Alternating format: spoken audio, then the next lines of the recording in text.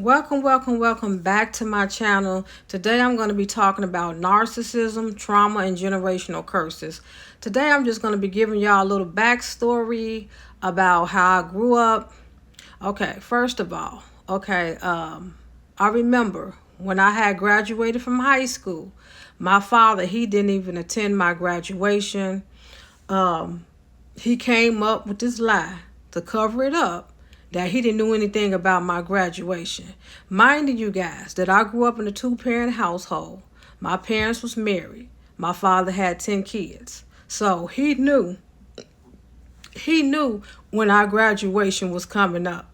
And so I noticed every time when one of his kids get close to graduating from high school, I noticed how distant and how cold he will become. I noticed increasing arguments, in the household. I remember, my mother always walking on eggshells around him, and stuff, because we didn't understand the reason why he acted like that. We just thought he was crazy.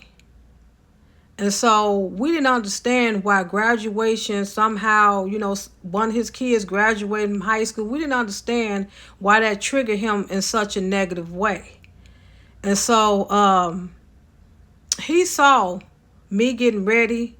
He saw me and my mother and my other sibling, getting, leaving out the door, going to my graduation. But my mother didn't even want to tell him anything. We came to the agreement that we didn't even really want him going, because we knew that's really what he wanted. Because he saw me getting ready. He knew what time it was. But all he did was sat in the room and didn't say anything. And so when we got back from my graduation, he gonna say the reason why he didn't come to my graduation because he didn't know, which was a complete lie. And the way he was acting around that time, we really didn't want him anyway, because see, he would have just spoiled everything. Because around that time, every time one of his kids graduates or anything like that, it triggers some type of shame or insecurity, some type of jealousy in him, and we didn't understand. See, my father, he was born in 1927, okay? And back then, they didn't prioritize education. They prioritized working, getting a job. So my father, he never finished, he never even finished elementary school, for that matter. I think he finished up to the 7th grade, and that was it. And so anytime one of his children graduate, get a new car, get their own place or anything, or show any signs of independence, he gets triggered, okay? That jealous spirit comes out of him whenever one of his kids show independence. He gets triggered. And so in my household, where I grew up in, it was so bad, y'all, that even when one of us is approaching the age of 17 or 18 or whatever, when graduation is near, it was so bad, y'all, that even my neighbors, the people in my neighborhood, knew what he was going to do. They would tell my mother, hey, he's about to get ready and put one of your kids out. Graduation is coming near. They almost grown now, so he's getting ready to put them out. That's just how bad it was, okay? And so when you grew up in a narcissistic family like me, you wouldn't dare question, your parents or anything, how they treated you or anything, because see, when you grew up in a family like mine, your feelings was dismissed. That was normal. Nobody never took accountability for anything. Even when, as we grew up, and stuff, and, as my father, he's really starting getting older and stuff like that, he knew about the abuse, what we were saying, behind his back and everything like that. But, even when I was estranged from him for many years, because I had completely had cut him off back in 2010 because I got tired of the abuse. Even when I was good and grown on my own, he continued the emotional abuse, gossiping, slander, talking, about all of his kids and their accomplishment behind our back. I grew up with the biggest hater in my life, which was my father. Okay, and also my siblings also are also my biggest haters. My biggest haters too, y'all. And so, when you grow up in families like this, they avoid accountability at all costs. Even if they have to go to their grave, they will go to their grave to avoid accountability. So after I returned back from my graduation, this is how my father apologized, y'all. His thing apologizing is buying you a gift. Whenever he feels shame or he feel guilty about something, he'll go buy you a gift. So back then, I wanted me a radio. So my father, he bought me one of them little boom box, them radios. You 70 babies, y'all know what I'm talking about. 80 babies and 90 babies. Y'all remember we used to have them little boom box. Okay, so that's what he bought me. That's what he bought me. And so I accepted that. He didn't even apologize. He ain't never acknowledged that, hey, I didn't go to your graduation. I'm sorry, anything. He bought the radio, to cover up his faults, And so I didn't say anything because I was trained not to question him about anything or to, we just accepted it as normal.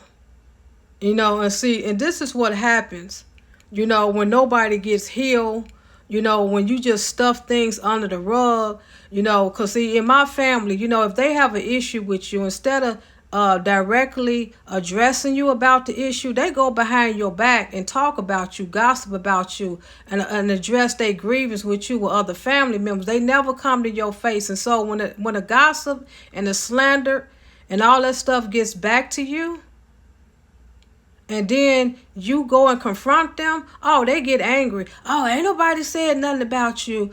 Or you crazy. Or you got mental illness. I didn't say that about you. And then you get to the point that, is it even worth addressing them?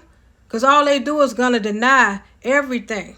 So in my narcissistic family, people with a lot of unresolved trauma, a lot of hurt and pain goes unaddressed because everybody is too prideful to admit, hey, I made a mistake. I'm sorry on how I treated you. And so everything gets pushed under the rug. And this is how, generational curses come in. This is how the devil uses your trauma, your rejection.